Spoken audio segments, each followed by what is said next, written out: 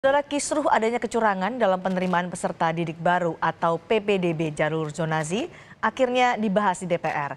Pihak Kemendikbud tidak membantah jika saat ini ada kecurangan sistem zonasi yang diterapkan. Saat rapat dengan Komisi 10 DPR RI, Irjen Kemendikbudristek menjawab permasalahan sistem PPDB yang dinilai terus berulang. Mulai dari kecurangan pihak sekolah karena ada ketidakadilan dari sistem zonasi PPDB hingga ada anak titipan. Kementerian Pendidikan, Kebudayaan, Riset, dan Teknologi menyebut permasalahan diskriminatif dan anak titipan sudah terjadi sejak dulu sebelum sistem PPDB jalur zonasi ditetapkan secara daring. Ke situ, maka ini akan terjadi bahwa anak-anak yang tidak mampu justru dapat sekolah swasta yang tidak jelas kualitasnya. Nah, inilah yang kita tidak mau, sehingga kalau kita tanya apakah dulu tidak ada masalah yang sama? Ada, Pak.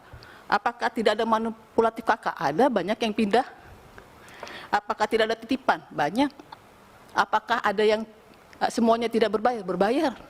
Kita mendapatkan pengaduan dulu untuk masuk ke SMP favorit puluhan juta juga gitu. Ya, jadi bukan berarti yang saat ini terjadi tidak terjadi pada zaman dulu.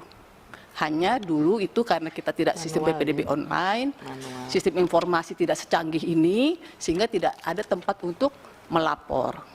Nah, jadi kedapatan pungli itu karena tadi sistemnya sudah pelan-pelan mulai terbuka.